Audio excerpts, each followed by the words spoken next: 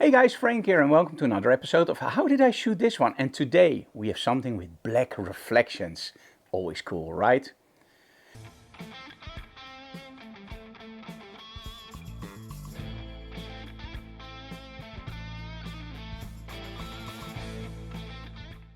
Now when we set something up, in most cases, of course, I already have an idea. Like, okay, I want to create something like this, and then we just start building from that idea.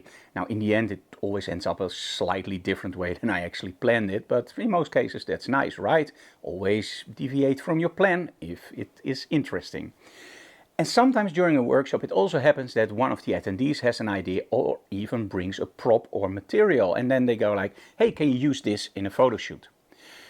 In essence, you can use everything you have in a photo shoot. You just have to be creative. In this case, it was black material that was reflective. Now, the thing is, you might buy something and think this is great for a photo shoot and it works. But then you forget one thing. Often we buy something for a photo shoot and then later on we find out it's actually too small. Because it might look okay. But during a photo shoot, you also have to think about your angles. And in this case, the material was wide enough. It just wasn't high enough. So we had to change mid-workshop, we had to change the black material for something else. Now, because the attendee wanted something that reflected and the black material was reflective, I didn't find it fair to go like, okay, it isn't wide enough, look at the picture, half of the reflection is cut off, so we're not going to use this. Now, if something doesn't work in a set, it's up to you to be creative and flexible. You have to find something that does work. So in this case, we thought, okay, we want something that's reflective and it has to be black. Use black material and just use plexiglass, because plexiglass, when you put it on top of something, it will reflect like crazy. And we actually got more reflections than from the black material. So now we had something that was wide enough and that was high enough, put the plexiglass on top, and now it was all about the model. Now with a setup like this, you have to realize a few things. First, angle of incidence is angle of reflection. So be very careful where you place your main light source. In essence, and this is something we're going to do in the future, you could choose to not have the reflection of your main lighting, but for example use two strobes with, for example, a red and a blue gel and aim that towards the reflective material and only have the reflections of that, or just make them blend together. There's so many things you can do. But for now, we only used one light source, aimed at our model and making sure angle of incidence is angle of reflection, so we don't see that light source. The problem is, however, the reflection. You want to make sure that those two connect. It shouldn't just be a reflection. And this means that it's pretty limiting for the model how he can pose. During the workshops, we tried different setups. For example, just crossing your arms, or having one arm forward, or two arms. And in the end, we ended up with a few setups that really worked. And you're going to see those in the final results. And now the other question. How do you shoot something like this? Now, normally I love shooting in landscape mode for the very simple reason you have a lot of space on one side. We call that negative space.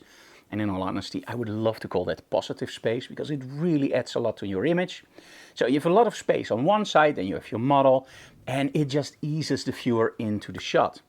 Now, when you work with something like black material and reflection, you want to make sure that everything fits in that frame, but you don't want a lot of those black stuff on the sides because, well, that's just black, right?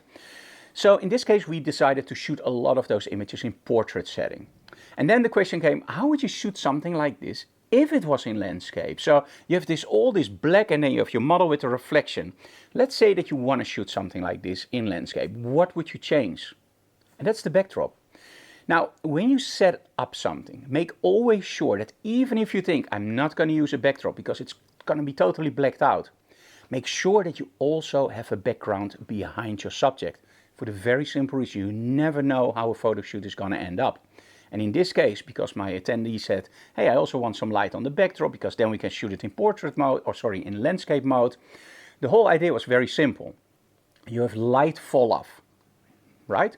The more you move your subject towards the backdrop, the more the backdrop will also be lit by your main light, right?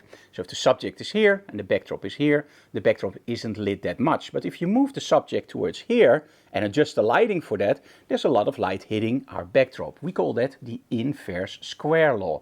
Light falls off over the distance. So in this case, it was a very simple solution of just placing my model closer to the backdrop. Now in the first setup it was a little bit too much, so what do you do if you want less? Yes, you move the model away from the backdrop. Now in those shots you can see the backdrop, but you have to have a properly calibrated monitor because it is really dark. Now this is not an excuse, but I'm going to use it as an excuse. This is a workshop setup.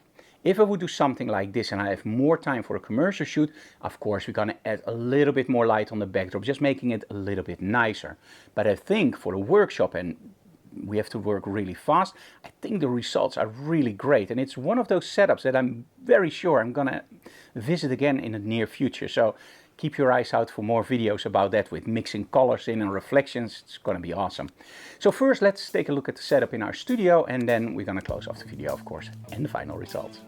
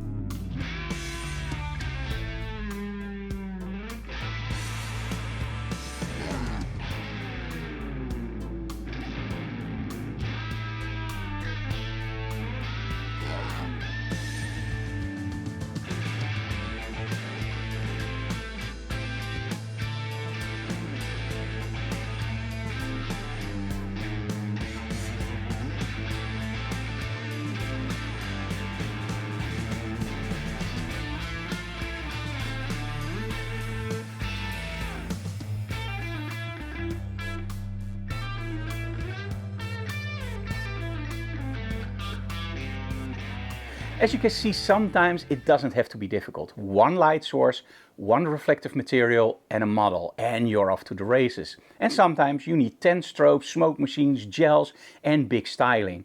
That's the cool thing about photography. You are the one that creates the image, and you can do it with simple stuff or you can go all overboard. With reflections, keep it simple, stupid, because that's the best way to work, right? So I hope you enjoyed this little tip about reflections. See you again next time. Bye, guys.